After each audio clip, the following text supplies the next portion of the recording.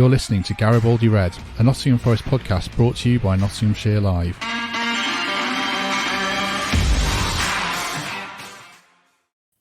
Hello, welcome to a second Garibaldi Red of the week as we look forward to Nottingham Forest's long-awaited return to the Premier League after a 23-year exile as they head to Newcastle United for the first game of the season. We'd like to be joined by special guests to look ahead to that game in the form of BBC Radio 5 Live football commentator Ian Dennis, as 5 Live full live coverage of the game on national radio, which is a bit of a departure for Forest, certainly after so long in the Championship. So it's exciting for us and hopefully it's exciting for Ian. Ian, how are you?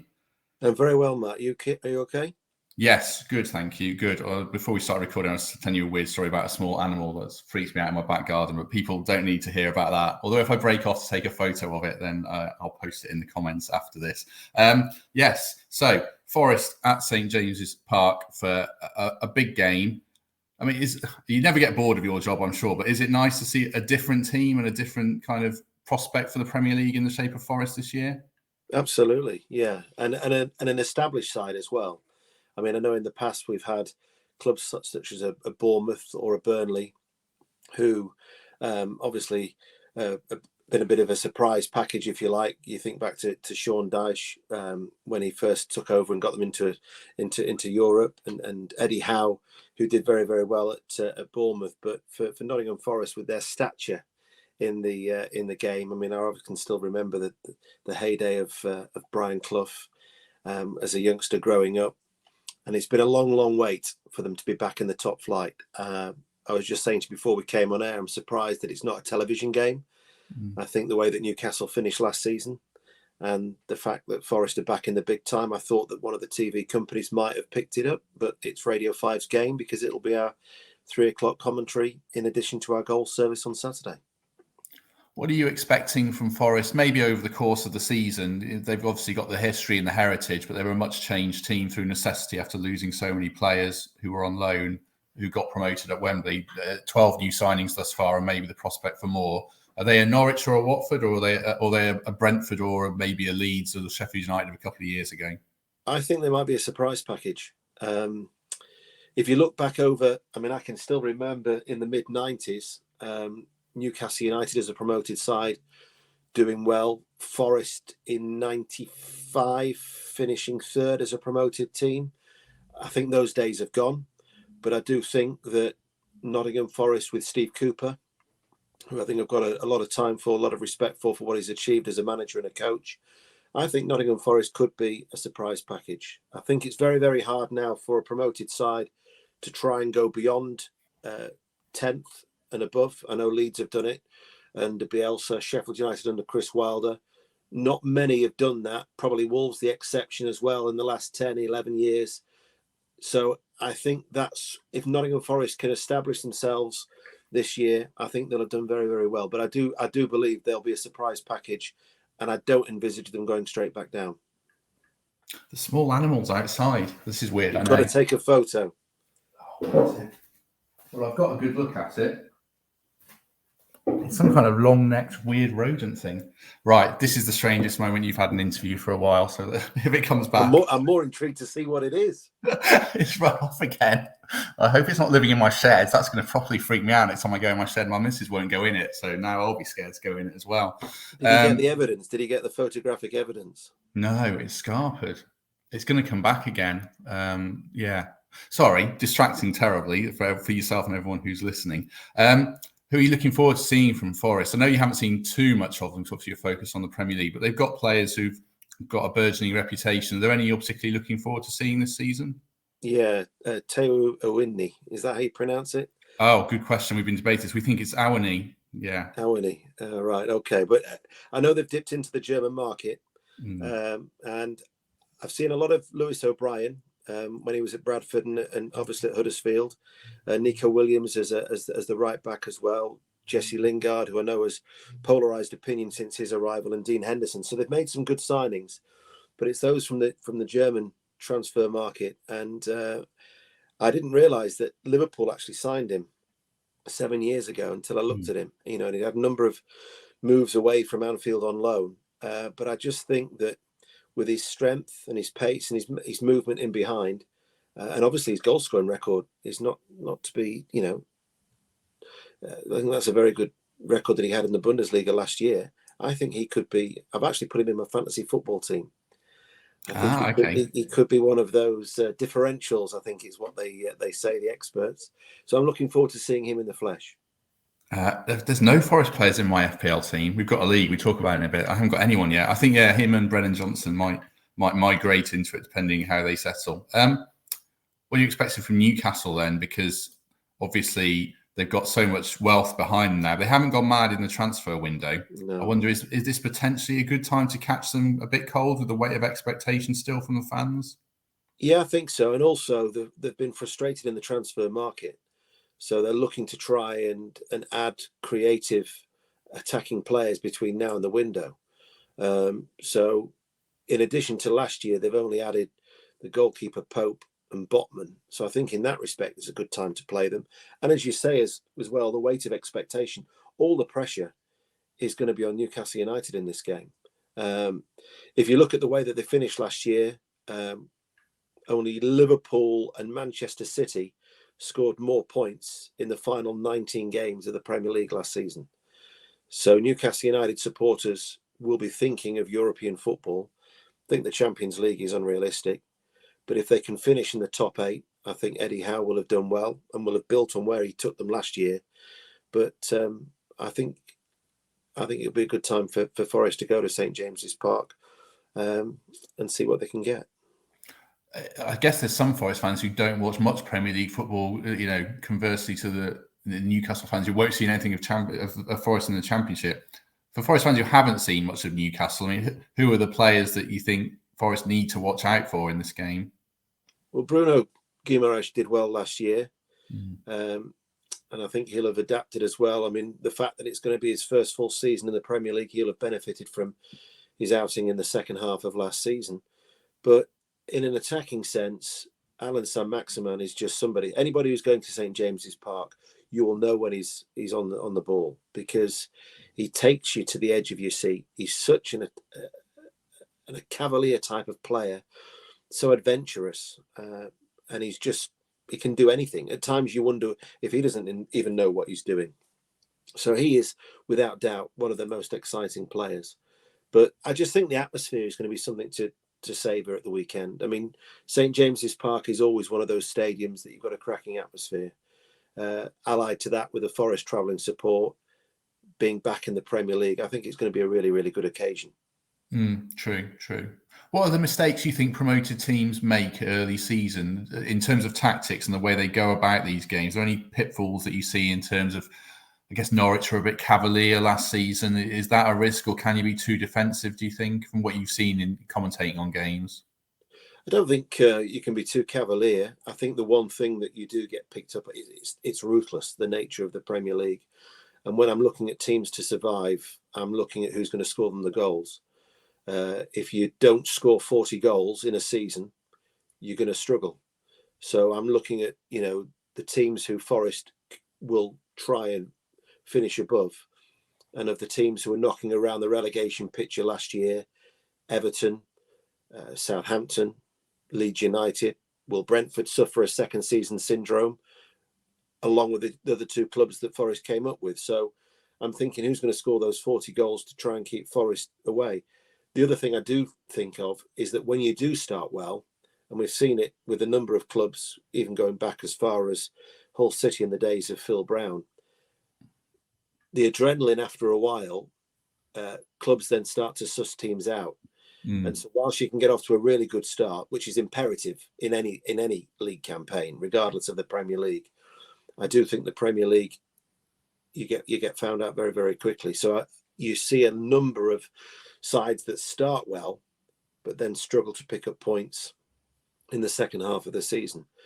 But I think that in Steve Cooper, I think Forest have got a real gem in their manager. I think he'll go to the very top. I think what he's achieved, he's got that fine line of belief and humility.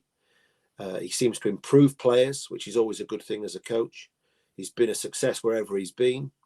And I think with Nottingham Forest, if they were to finish anywhere outside the bottom three, it would be considered a success. But I do think they'll probably be higher than that. Do you think he's a potential England manager? He's obviously got links to the FA. So is he of that ceiling, you think? Yeah, I do. I think the way that he communicates with his players, I think the fact that he's had success at the youth level with England, with the under-17s as well, will stand him in good stead as those players go up through the various stages. But yeah, I do. I think he's a super manager. And I think the way that he handles himself as well, I saw that he had that open letter to the Forest fans. We obviously met at the FWA dinner in Birmingham last year, and the fact that he'd sent a letter to the organisers apologising how he couldn't be there.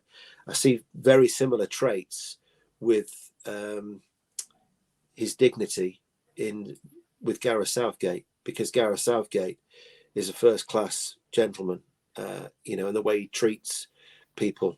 And I think when you treat people with respect, very similar to how Steve Cooper does, I think people respond to that. Yeah, I think you're right. We've mentioned it on the podcast before in terms of that, and also he's got a tactical awareness as well that I think might stand him in good stead. What do you make of the Jesse Lingard signing? It's out of the norm for a promoted team to go big in the sense of wages. There's no transfer fee, and obviously Lingard attracts a big kind of following in the media in terms of the amount of coverage it's had. It's generated a lot of negative coverage and a lot of positive as well, I guess. What do you make of it? Well, I realised that had West Ham United not refused to meet his demands, he'd be in London. But I think from a newly Premier League club coming up, I've got to say, fair play to Nottingham Forest for going out and bringing him to the club. I only hope that Forest's faith in Jesse Lingard is repaid. Repaid in two ways. One, that he scores the goals and delivers the performances that he did when he was in his loan spell at West Ham United.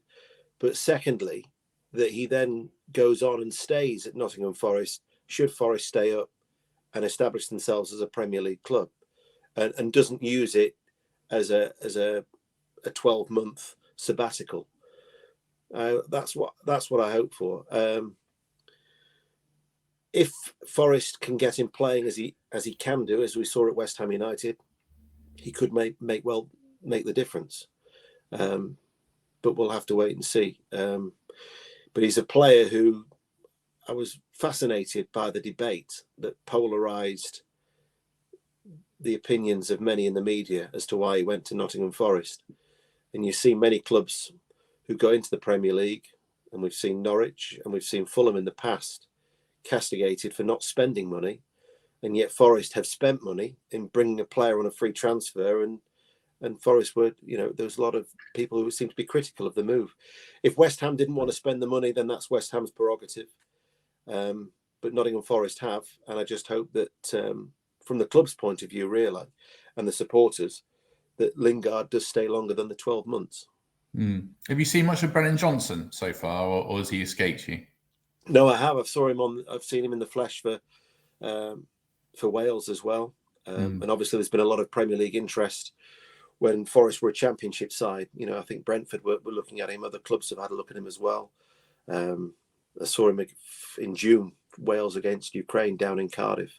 And I think he's a player that will, I think, do quite well in the Premier League. But in particular, Owuni. We'll get the pronunciation correct before Saturday. I was going to say, get it right before Saturday. I don't know. You might be right. Who knows? We've had Awani and Awani. So I think on the Bundesliga TV, someone said they said Awani. So we'll see. But yeah, he looks good. He's supposed to be a good player in the dressing room as well. So hopefully he does well. Now, I know you're speaking to my colleague from the Newcastle Chronicle shortly after this. So I'll check to see what you say to him in answer to this question. But if I was to press you for a prediction on the game for Saturday, what would you go for? I might go for a draw. I'm not sitting on the fence, but I think that I can see Forest scoring. I do think that Forest are going to surprise a number of teams this year in the Premier League. So I'm going to go for a score draw. Do you still think they're a surprise even with the Arsenal and Liverpool and Leicester games? So it was a cup competitions still don't matter, you think? It's not going to influence the thinking of Premier League clubs too much yet? No, I just think that there's a momentum behind Nottingham Forest. And I think in particular, we saw that how competitive they are in the cup games. But I would imagine that the first few games at the City Ground, that feel-good factor is going to remain. I mean, I would love to be as a spectator at the first home match, because I just think the atmosphere will be cracking. And I think the players will thrive on that. And I know they've made a number of additions, which they obviously, as you say, they had to from last year. But I just think Forest are going to be really, really well equipped to be a surprise package. I think they'll be quite attacking. I think they'll go at teams. And I think as well, that cramped nature of the City Ground, I think will make it a venue where teams will not necessarily enjoy going. What's it like to commentate at? They're rebuilding the stand in the next couple of years, so you might not get many more goes there. Is it a bit of a nightmare? It has been in the past. I've got to say, back in the day, we used to have a booth just to the right of the press box, which was perfect. Yeah. It was great. But the last time I was there, funnily enough, actually, I think it was against Newcastle in a League Cup tie. But there appeared to be some scaffolding that just dropped down into your eye line, and it wasn't great. So I've got to say, I hope the press facilities have improved. But I remember going back to the City Ground when the away end was just, the Trent end was open-ended terrace. So yes, yeah. My memories of the City Ground go back a long, long way. So I've seen how it's been developed, and I know that you've got to meet certain criteria for the Premier League. So I'm sure it'll be up to scratch. But whenever it is, I'll look forward to returning. Yes. Back. They've certainly put a lot of work in. As we say, there's a new stand coming. So, yeah, that should be good. Right, you can catch the whole game from 3 o'clock on 5 Live, although I guess coverage starts at 12 with Mark Chapman. I don't know. Would you know that yet? Yeah, Mark Chapman and guests. I would imagine that Alan Shearer would be one of them. I think we've got an all about Nottingham Forest special on BBC Sounds as well, that Darren Fletcher's been busy interviewing all and sundry. So keep your eyes peeled for that as a rival, of course, to this very good podcast. Well, it's funny you should mention that. I've tweeted how good that looks, and you mentioned Fletch, who you'll know well, is on the episode next week reviewing the Newcastle game. So he's going to join us with one of the fan regulars. So catch us then. We might be back on Friday with another guest. And one last thing I should plug, apologies to Ian for this. I'm going to put a link in the comments for a form where you can send your good luck messages to the players. Work have asked me to plug that. So do catch us on either Friday or Monday with Fletch. Ian, thank you very much for joining us. See you at the weekend. Yes. Let me know what your mystery animal was as well. As soon as we finish this, I'm going outside with the iPhone camera hunting slightly timidly, hoping it doesn't come at me, even though it looks like it's about 3 inches tall. Right. Thank you, everyone. And we shall catch you soon.